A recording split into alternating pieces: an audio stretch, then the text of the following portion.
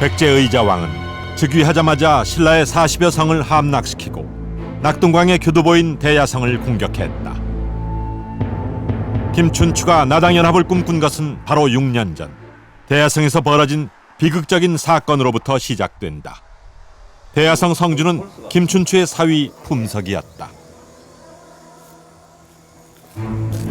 만일 대야성이 무너지면 낙동강 서쪽 경상도 지역이 백제 땅이 되고 수도 방어선도 경주 지척인 암양, 지금의 경산으로 물러나게 된다. 대야성주 품석은 백제의 공격에 싸우지 않고 항복했고 결국 백제군에게 죽임을 당한다. 사위의 항복은 김춘추의 정치 생명에 큰 타격을 입혔다. 딸의 죽음과 사위의 비겁한 행위는 나에게 깊은 한을 남겼다. 나는 목숨을 걸고 정면 승부를 택했다. 처남 김유신과 비로소 맹세하고 고구려의 연계 소문을 만나기로 했다. 공이 만약 고구려에 가서 돌아오지 못한다면 내 말발굽이 반드시 고구려와 백제 궁전을 짓밟을 것이오. 60일이면 돌아올 것인데 만일 이 기간 내에 돌아오지 않는다면 다시 볼 기약이 없을 것이오.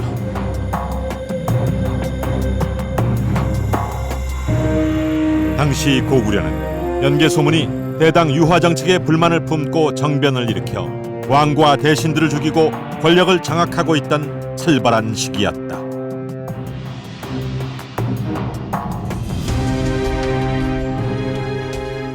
당시 신라와 고구려 두 나라는 적대적인 관계였다.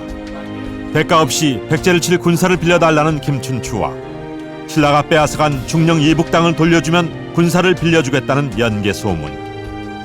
협상은 실패했지만 김춘추로선 정치적 성과를 거두게 된다.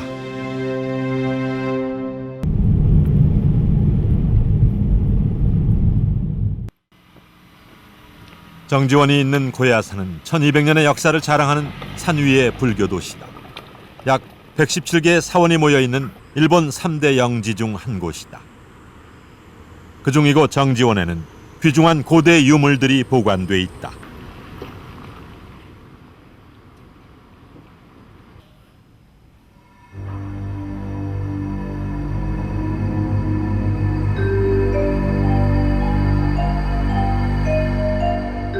그중 국보만 21점에 이른다. 문관사림도 국보 중의 하나다. 문관사림은 656년 당나라의 허경종이 역대 중국의 시, 문장, 비문 등을 1000권의 책으로 정리한 방대한 역사서로 정작 중국에는 한 권도 남아있지 않은 희귀본이다. 그런데 이곳에 당나라와 신라 간의 긴밀한 관계를 알 수 있는 문서가 실려있다. 645년 당태종이 선덕여 왕에게 보낸 외교 문서다.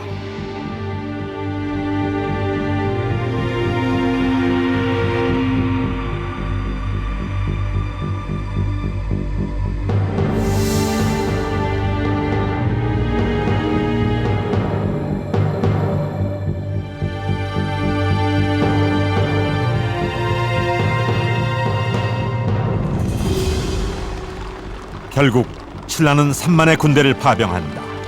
당시 신라의 재정으로는 엄청난 고통이었지만 신라는 백제보다 먼저 당과 우호적인 관계를 맺기 위해서 파병은 불가피한 선택이라고 판단했다. 그러나 당군은 안시성에서 대패하여 철수한다. 그 사이 신라는 백제에게 서쪽 7개 성을 빼앗기면서 큰 위기를 맞았다. 646년 일본.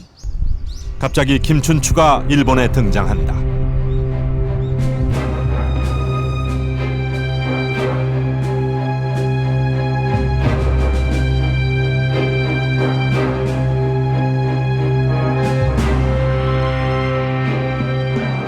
당시 일본은 중대형 왕자가 120년간 정권을 장악해온 백제계 소아시 세력을 제거하고 타이카 개신 정권을 수립한 때였다.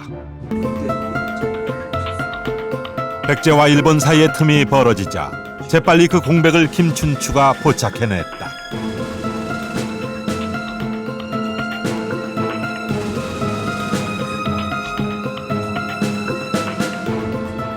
군대를 빌리지 못하더라도 최소한 김춘추로서는 한반도에 대해 중립적인 입장을 지니도록 유도해야 했다.